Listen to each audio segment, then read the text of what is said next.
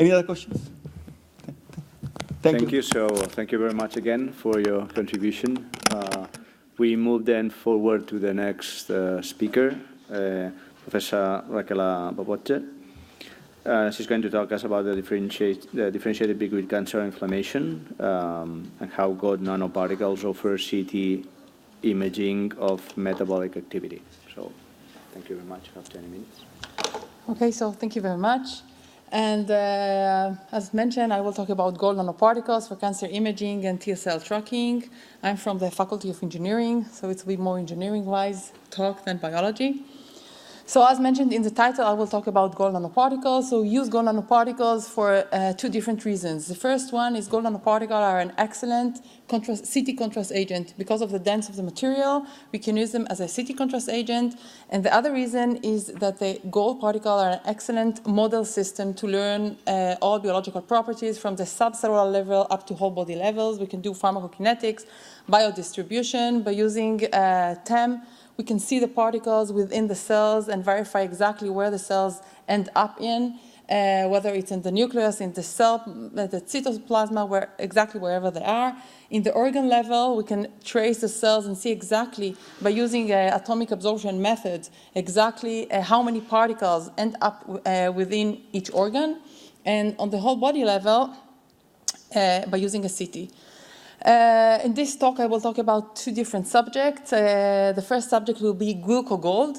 So how do you use gold nanoparticles in order to transfer the CT, which is an anatomical imaging modalities, into and to detect metabolic activity. And the second subject will be tracking of T cells in vivo using CT, and I will try to convince you or to see how we can we use this method to predict therapeutic outcome. So as I mentioned, the gold nanoparticles are an excellent CT contrast agent. So we can see this here. This is a mouse before injection of nanoparticles, and this is after injection of gold nanoparticles, and we can see how nicely we can see all the fine structures of the vascular system. But this is what's called blood pool contrast agent. This is only gold nanoparticles without any specific coating. And here for specifically targeted, for specific targeting, we used for head and neck cancer models, we used the EGFR coated gold nanoparticles. And here we can see that we could specifically target the nanoparticles to the tumor. So this is a mouse before injection of gold nanoparticles. We can hardly see the tumor because it's a very small tumor. It's about 3 to 4 millimeters. And this is 6 hours after injection of the specifically targeted gold nanoparticles, which can really nicely, we can see how it's highlighted the tumor. And this is basically molecular imaging by using CT, which is a structural imaging modality. And this is a control experiment in which there's a different types of nanoparticles which are not conjugated, not attached to this tumor model. Therefore, they start to be evaporated for the tumor. But this is our prior work, and then we have decided to move forward and to see whether we can develop some kind of more general approach in which we will be able to target not only a specific cancer model by using a specific antibody, and which means that we know before what type of cancer we are dealing with, and also we need a specific antibody. So we have tried to develop a glucose-coated gold nanoparticles for combined functional and structural imaging. We were actually we were thinking of the PET FDG. We were inspired by the PET FDG, in which we all know. And here we can see CT image, which is structural imaging, in which we cannot see the lesion, we cannot see the tumor. Using the PET positron emission tomography, and FDG, we can see the tumor, and fusion of both of them, we can see both the tumor and the anatomic location of the tumor. So actually the FDG PET or the PET CT today is the gold standard of the imaging modalities and used routinely in clinic. And but this imaging modality has 3 main drawbacks. The first drawback is the need of the use of radioactive tracers. which has a very short imaging time. The second drawback is the need to fuse between two totally different imaging modalities. And the third drawback is the inability of the PET to distinguish between tumor and inflammation, which is the main problem with the currently used PET FDG. So what we were trying to do, we were trying to so our thinking was to take 4 types of nanoparticles. The nanoparticles were identical. All of them were exactly 20 nanometer gold nanoparticles, and they were coated with glucose. Each time the glucose was conjugated to the gold in a different carbon position. So we have identical nanoparticles, identical gold nanoparticles, and each time we conjugated the glucose in a different carbon position 1, 2, 3, and 6. So our hypothesis was that if we'll have only passive targeting, which means that the particles will reach the tumor because of the EPR effect, so we'll end up with identical uptake for all these particles. But if we'll have some kind of interaction between the particles, between the cells and the particles, if the cells will recognize the particles, or there will be some recognition between the glucose molecule and the cell, so we'll see some kind of different pattern. And gladly, we found out that this is an analytical result. We found out that both in vitro and in vivo, we saw that there is a much higher uptake to the particle that were conjugated, that the glucose was conjugated in second carbon position, which means that there is some kind of recognition between the particles and between the glucose and the cells. And why this is surprising us so much? Because as we know, the glucose is uptaken by cell via the glucose receptors, which are much smaller than the huge size of our 20 nanometer gold nanoparticles. So it's unlikely that the nanoparticles were uptaken through the glucose transporters, but we know that there is some kind of interaction between them. So we have continued and performed in vivo study in which this is a mouse before injection without any kind of nanoparticles. It's very small tumor, so we cannot see this using our CT. And this is the particles that were conjugated to the first carbon position, second, third, and sixth. And as we can see here again, and this is a larger image, how the particle, our chosen particle, the second carbon position, can really highly uptaken by the tumor. So we assume that there is some kind of interaction between the glucose and the tumor cells. So basically, this is we can call it a metabolic imaging using the CT, which is structural imaging modality. So, but this is demonstration of how we could overcome the first drawbacks of the PET-CT. So we don't need here to do a fusion between two different imaging modalities. This is only CT, and we can see metabolic activity. The second one, we don't need any radio tracers. And there's a very long time of the half-life times of the particle within the body, and also we can control this. We have made some kind of investigation in order to verify what is the mechanism that underlying the underlying mechanism regarding the uptake of the nanoparticles within the cancer cells. So we used an inhibition of the GLUT1 receptor, which is the receptor that basically the glucose is being uptake with. And also we did a measurement with a high upload of glucose, and we both could see that there is some connection between the glucose transporter and our gold nanoparticles. So we assume that there is still a recognition between the glucose itself and the cancer cells. And then we also checked and we verified where are the particles end up, and we know the particles were internalized into the cells. We can see this both by using a TEM. You can see here the particles, and both by confocal microscopy. But then there's, as I mentioned, the main problem or the main issue with the PET-CT today is its inability to distinguish between cancer and inflammation processes. And this is a big problem because all cancer patients that come and had to do a follow-up investigation between 3 to 6 months after resection or radiation treatment, we know that all these treatments are associated with inflammation processes.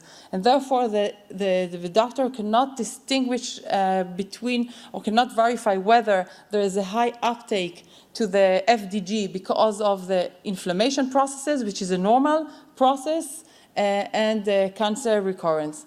So we were thinking to maybe our particles could distinguish between these two parameters because of the difference between the angiogenesis processes that associate with cancer and the EPR effect and the inflammation. And therefore, we have established a model which is a dual model. We can see here the tumor and inflammation processes within the same mouse. And then we did PET-CT to this mouse. We can see that there's the high uptake of the FDG both in the tumor and in the inflammation area. And with our glucose-coated gold nanoparticles, we can see that there's no uptake within the inflammation area, only uptake is within the tumor. And by measuring this, we can see that there's almost the same uptake in the inflammation, even higher, a little bit higher higher uptake in the inflammation area of the FDG molecule. Our particles, there's almost nothing, there's no uptake within the inflammation with our nanoparticles. So to conclude this part of my talk, we could see that glucogold is cancer-specific and allows a distinction between cancer and inflammation processes. It offers cancer detection and imaging with no dependence on short-lived radiotracers, and it provides simultaneous anatomical and functional information using CT. And to my second part of my talk, this is a different type of different research, but also with gold nanoparticles, in which we develop a method to track cancer-specific T cells with CT and gold nanoparticles. So we heard many wonderful talks about cell therapy and immune therapy today and yesterday. But we know that there's applying cell-based therapy in routine clinical practice is very challenging. And this is due to the fact that we see that the specific patients that exhibit major improvement, while others exhibit minor, if any improvement at all. And this variety between different outcomes, a totally different outcome between different groups and different people, is basically due to the fact that we are, although from far we look similar, actually we are all different. And there are very important questions that currently with all methods that are available, we don't know how to define the mechanism underlying the success or failure of cell therapy. And the main questions are, is the different outcome driven by the specific response of the individual to the treatment, or rather relate to the cell transplantation procedure itself? And there's also many other questions. What is the injection optimal, whether the injected cell viable, and how the cells migrate to the desired target, which is maybe the most interesting question. So in order to answer these questions, we have developed a method for in vivo cell tracking technique. We have the concept was to take T cells and to upload them with gold nanoparticles, and now we have highlighted cells. We can easily see the cells by using a CT, and then we can trace the cells, we can inject the cells, and trace the cells in vivo and see exactly where they goes to. So we have in the result that I'll show you today, we have two different groups. We had an experiment with T cells. One group was with melanoma, with a mice with a melanoma model, and the first group was with a T cell that were transduced to produce a specific T cell receptors. And the other group, the control group, was without these specific T cell receptors. So at the beginning, we did many types of biological experiment in order to verify that these cells maintain their therapeutic ability and the method of proliferation, migration, and all other biological essential parameters. We have also optimized the size of nanoparticle, time of incubation, many other parameters, which you can find here in this paper. And we saw this, and actually these are CT results. Here we can see the mouse before injection the T cells, so we cannot see the tumor because the tumor is very small. And here we can see the T cells 24 hours post-injection, we see high accumulation of T cells within the tumor area. We see even increase in accumulation 48 hours post-injection, and then a reduction in the amount of T cells. So actually we can see the pharmacokinetics of the T cells in vivo.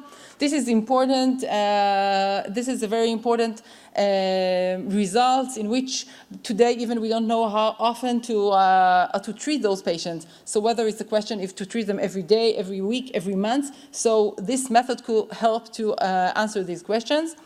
And this was the control experiment in which the T cells were not transduced to produce this specific T cell. And as we can see here, there's very little T cells within this tumor.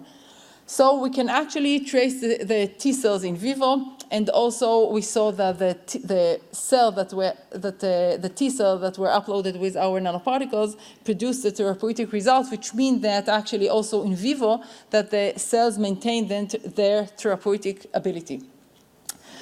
We also wanted to answer the question whether we are actually tracing the T cells, the nanoparticles which are in the T cells, and not nanoparticles that were excreted from the T cells and now they can upload it or eaten by macrophages or whatever, and we could be very happy and follow of something else. So we have compared our method to the traditional fluorescent method. We can see here our results and fluorescent results. So we can see that for the prolonged of the experiment, we can see that there's a similar result between the CT signal and the fluorescent signal. Our cells were dual labeled, both with nanoparticles and GFP. So we can see here the signal using the fluorescent imaging and the CT, and also here for the control experiment, there's no signal in the there's no fluorescent imaging, so we didn't receive any signal in our CT results. So we are basically confident in our method that we actually trace the cells themselves and not just nanoparticles that excreted from the cells. We can also produce a very nice biodistribution images in which we can see exactly where the cells ended up with. We see there's a lot of accumulation in the lungs and other places, and also we can see very nice as opposed to the fluorescence imaging in which you received only two-dimensional imaging. We can see here three-dimensional. We can very nicely see exactly where are the nanoparticles.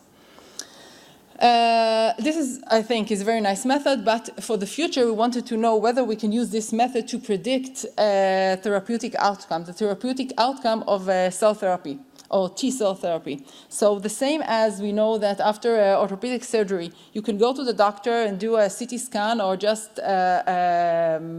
X-ray scan, and the doctor will tell you everything is aligned, everything is okay, the surgery went well, and I can assure you that in 3 months you could run the marathon again.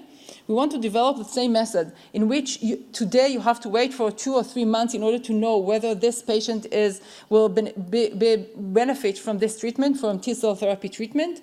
And you have to wait for 3 months or for 2 months.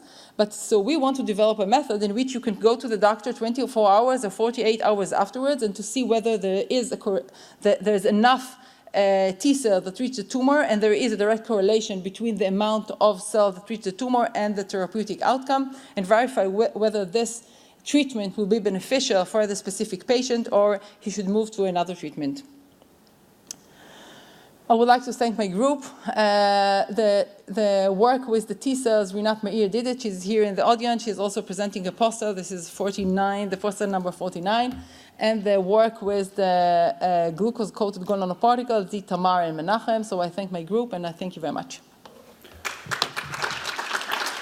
Thank you very much. Time for questions. Is it open? Is it open?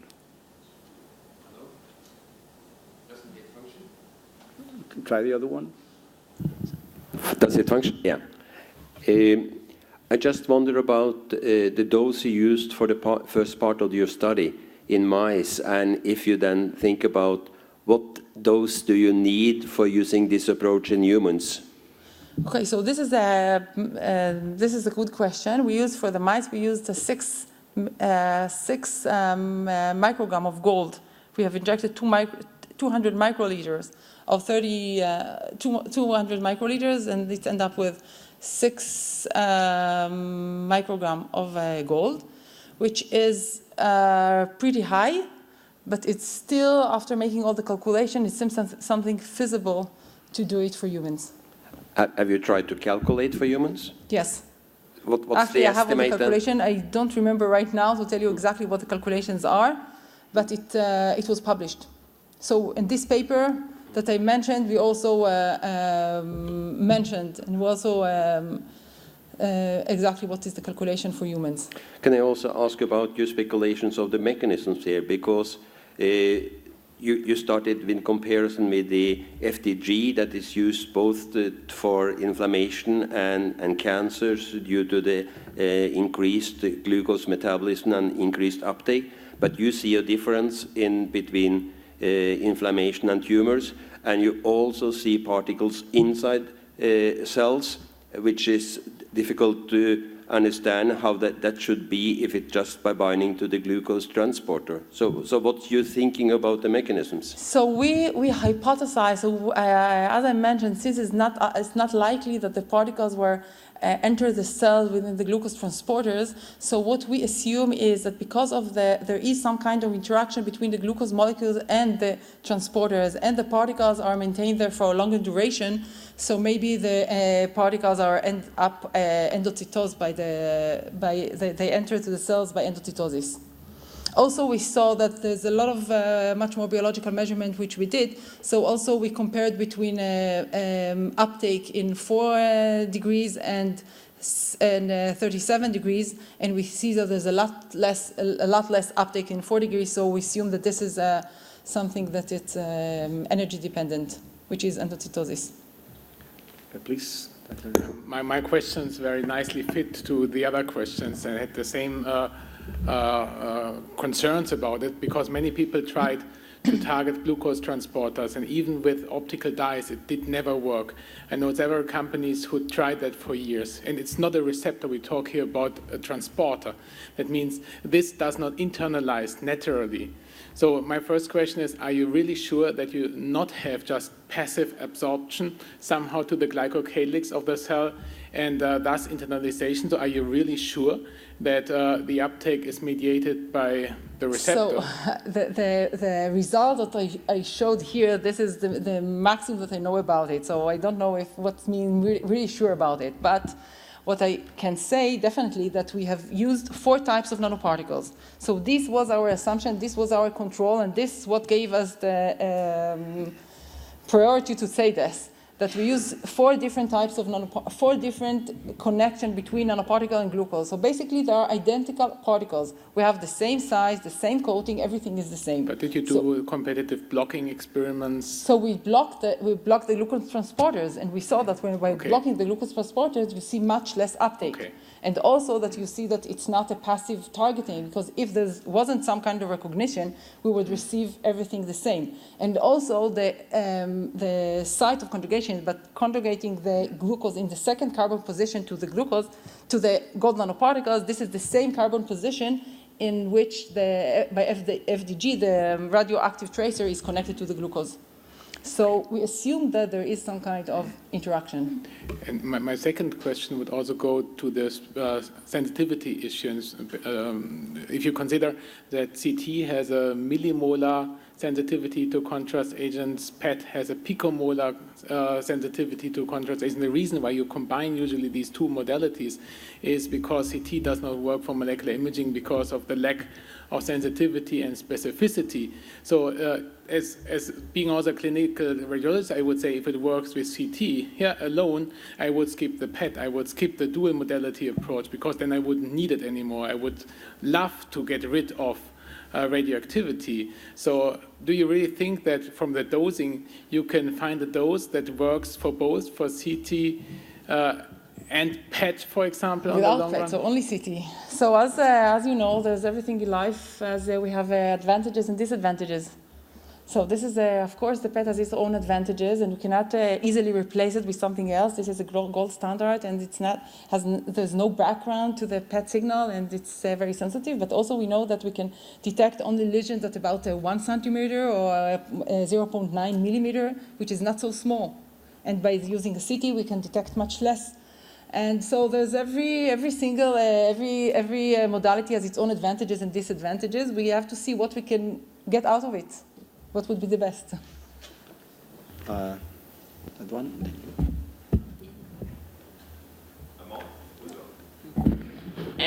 I think it's an interesting talk, and probably I would look at the advantage from the cell labeling point of view, because that's something PET cannot really do for long-term tracking. So if it works, it's quite useful for the T-cell tracking. But my question was about your images, because we could see the signals in the tumor, but I think in the first half of your experiment, 2 slides before the conclusion, we couldn't see it anywhere in the body. So where do the particles go, number one? No, we couldn't see it anywhere in the body. We could see also a highlight in the stomach, and this is because of the food. But where do the particles go? So the particles go, so this is actually the advantage of using nanoparticles, which they are restricted to the vascular system and not highlighted by, being uptaken by every organ. But particles will go somewhere, so we should see them. We saw them in the liver and spleen. But were they in the CT images highlighting? Yes. So after we saw that after these images were done after 3.5 hours or 3 hours. So after 3 hours, we saw the highest uptake in the tumor. Mm-hmm. We have all the ICP results, so we see that there's some uptake in the liver and spleen, and kidney, liver, and spleen, but it's less uptake. After more hours, so longer time, we can see much more uptake in the liver and spleen. They end up in the liver, in the kidney, liver, and spleen. There's a much higher accumulation, and then we can see the signal reduced in the tumor, and there's much more signal in the other organs. So in case of the T-cell labeling, there's very high signal in the bone. Yes.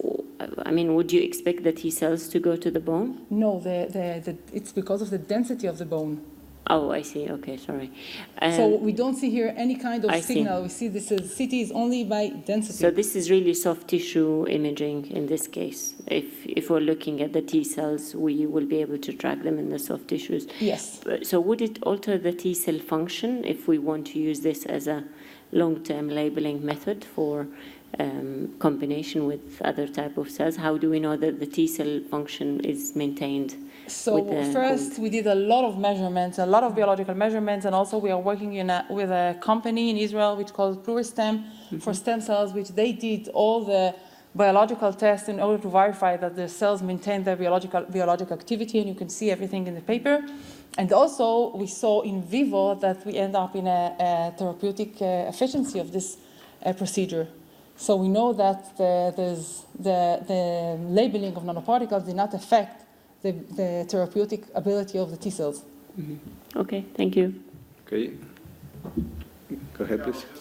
Just a comment. Do you think there is anything special about the gold, or your approach providing the same surface chemistry will work also with iron oxide and nanocubes and nanospheres, which in terms of imaging and sensitivity might be a lot more effective than CT? I don't think that there's a special effect of the gold nanoparticle of the core. I think it will be the same for different types of nanoparticles. And this is actually what I mentioned in the beginning. This is a good model system, and we have CT in our lab, and therefore we are working with a gold, but we can replace it with a MRI. But Have you been looking at the effect of different sizes of gold nanoparticles, 5 nanometers versus 30, 40 nanometers? Actually, we did a measurement from 5 nanometers to 150 nanometers, and we saw different patterns of uptake.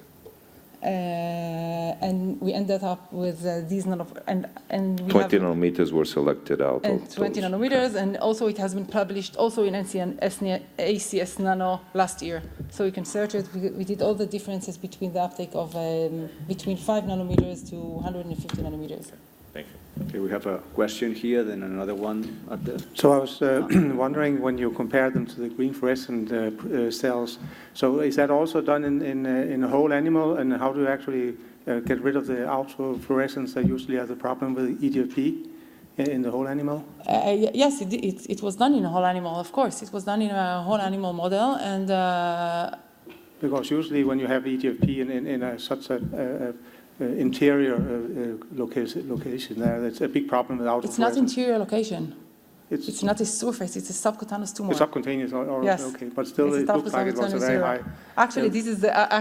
So you're sure it's not some autofluorescence? I don't know a lot about these details. Okay. If you go to the poster, Ramat is here, and she will know exactly how to answer all this. Okay, the other question was, have you tried to heat them with some near-infrared laser or something? No, like we that? have a different project in which we use the near light in order to do a photothermal therapy and in order to highlight the tumor region within the surgery. But in this project, we didn't do this. Okay. Please go ahead. Thanks for the presentation. I have a comment. I think that regarding the differential uptake related to the position of the conjugation, the interaction between glucose and the glucose receptors, so lectin-like receptors, for that you need the OH groups in positions 1, 3, and 6 intact. So maybe you should check at the literature, because these 3 positions should be free for the interaction to take place in an optimal way. So maybe that's the reason that you see this difference. I know, but this means that we just wanted to know if there is if the glucose transporter would not recognize the particles as glucose, so all of them was the same. So it would identify all the particles are nothing has with glucose. You understand what I mean? Not really. So this is the point, because what you say that in order to do some kind of interaction between the glucose and the glucose transporter, we need this the second carbon, we need all the other carbon positions free. Okay, so what we are comparing is the situation of passive targeting, right? Yeah. Passive targeting because of the EPR effect and no other recognition. Well, so, you could have some level of interaction, but the interaction between the receptor and the ligand is not optimal. I didn't say that it's optimal, but I have some kind of interaction which is much more than the passive targeting. I don't know if this is optimal, or maybe we can do something else, or I guess that FDG is the total uptake if you detect molecules is much more than our particles. But for imaging-wise, it's enough. That's fine. I'm not. No, what I'm saying is, for sure, this is not the same pathway, that the particles are not get into the tumor by the same pathway as a glucose, as a natural glucose or FDG, for sure. But it's enough for us to see some kind of interaction so we can detect the tumor by imaging. Thank you. Okay, we have time for one last question. So, brain is one of the main resources to absorb glucose, the highest metabolites in the brain. So did you see any brain uptake? I don't remember. I think that there was some kind of brain uptake, but yes, but we saw very little uptake within the blood-brain barrier. What we did in order to pass through the blood-brain barrier is something. It's a different direction. We coated our nanoparticles with insulin, because we see that there's the highest amount of insulin receptors are on the blood-brain barrier. So this is the way that we could enter much more nanoparticles to the brain than the glucose. Somehow the glucose transporter didn't work there, or much less than the insulin receptors. Okay, thank you very much for your presentation. We should move to the last speaker.